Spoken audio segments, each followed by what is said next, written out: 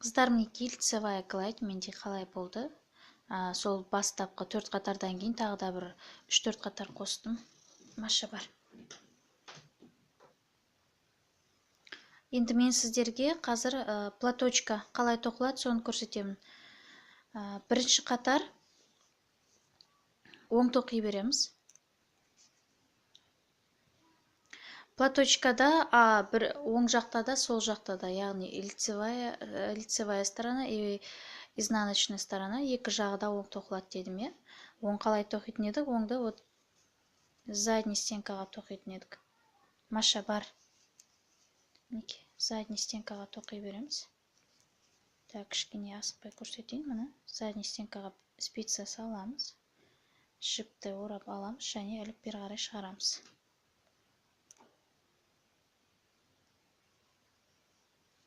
Осылай бірінші қатар оң тоқимыз.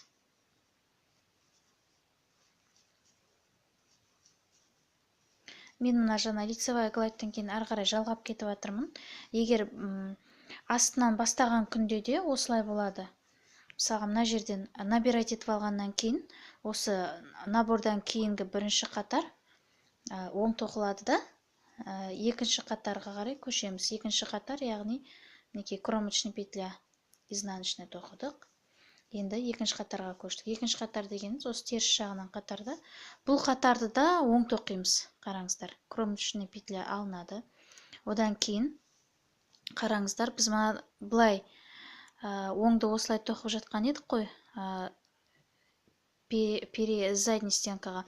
Енді оң тоқығаннан кейін, мына сол бетте тағы оң тоқу үшін, мына бізде теріс тұр петля. Қазір кішкене көрсетейін қалай теріс тұрған. Так, видео алмай жатыр. Мына теріс тұр. Негізі былай тұру керек. Осылай тұру керек та, біз былай қарай салатын едік. Енді бізде бұл былай теріс тұр ғой. Так, на видео не дұрыс болмай жатыр. Осылай теріс тұрған кезінде мінекей мына жақтан былай аламыз. Мына жағы теріс аласыздар. Былай алсаңыздар, ол уже жаңағы скрещение болып кетеді, айналып кетеді. Сол үшін былай аласыздар, мінекей. Көрдіңіздер ғой, мына былай емес, наоборот, терісінен аласыздар да. Бірақ сол задний стенкаға, мінекей, мына терісінен алғанда задний стенкаға. Егер былай теріс аламайтын болсаңыз, онда мына петляны шығарасыз да.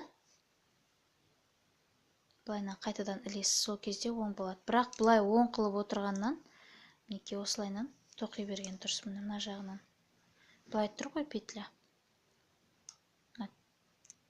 Керісінше бүйтіп аласыз да, мына жағынан кіргізесіз, мінекей. Сөйтіп орайсыз да, петляны шығарасыз. Былай істейсіз, шығарасыз.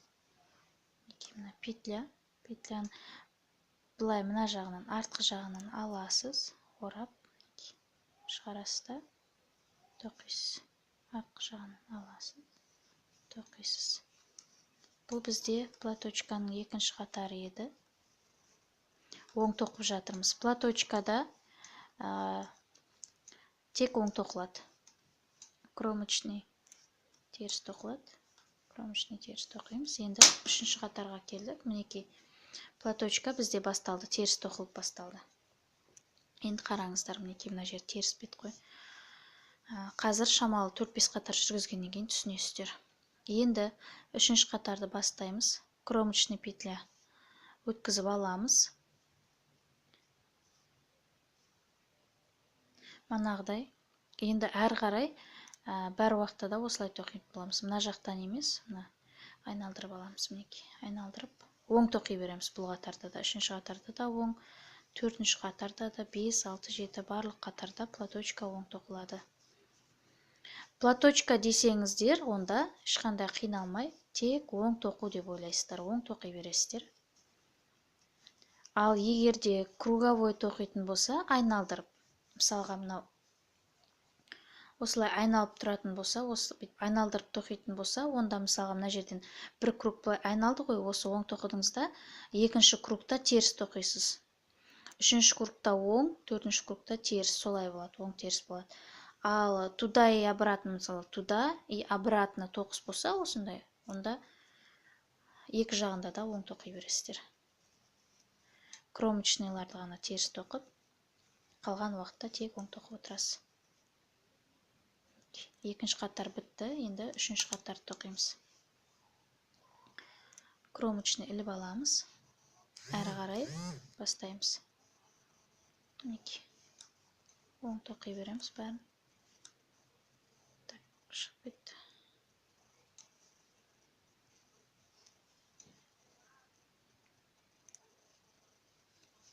Спица, петля айналып тұр, сол үшін спицаны арт жағынан кіргізіп жатырмыз, түсініп алыңыздар спица.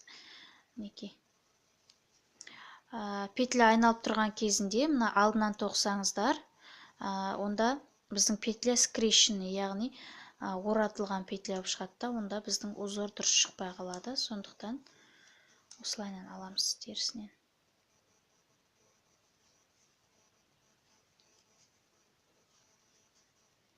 Бұл бізде төртінші қатар еді, қыздар. Үшінші қатар ма? Төртінші қатар. Теріс жағы төртінші қатар тоқып жатырмыз. Кромочный теріс тоқылады.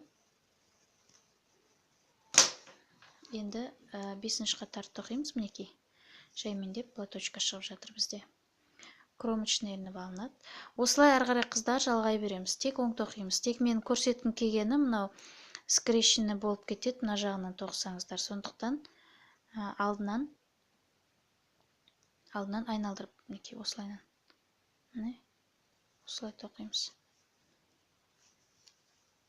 Былайша қарап тұрсаңыз элементарный нәрсе, бірақ тоқу барысында осыны дұрыс істемесе, онда біздің узор дұрыс шықпайды, тоқыма дұрыс болмайды, сосын түсінбей жатамыз. Ол қалай шықты деп. Бесінші қатар тоқып жатырмыз.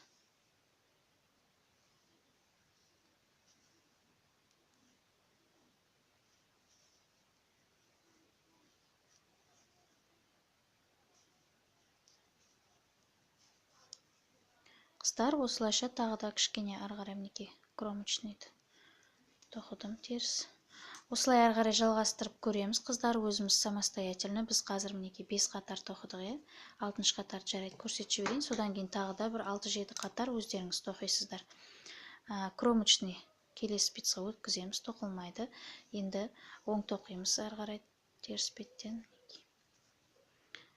Айналдырып спицаны кіргіздік. Жіпті ораймыз және іліп бері қарай шығарамыз, кіргіземіз, мінекей. Барлық осы платочка осылай тоқылады.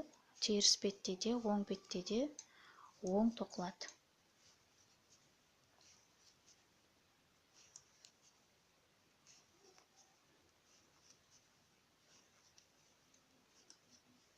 Қыздар, осылайша өздеріңіз тоқып көріңіздер платочка.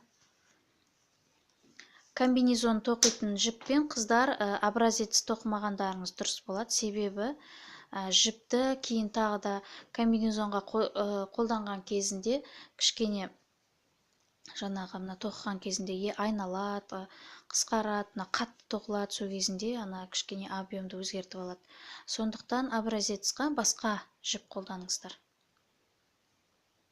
Үлгі тоқитын кезінде басқа жіп қолданғандарыңыз дұрыс болады. Мінекей, қыздар, толық үйрендік. Мына жақты мінекей изнанка деп аталады. Мана көрсеткен едім. Тоқуды бастаған кезінде мынау лицевая гладь, мынау платочка. Платочканы әрі қарай өзіміз тағы да бір 6-7 қатар тоқып ұзартып көріңіздер, сол кезде түсінікті болады. Мінекей, мынау теріс болса, ортасында оң қатар, теріс қатар, оң қатар болды. Оң жақта да, теріс жағында да, екі жақтан да оң тоқимыз, ұмытпаңыздар.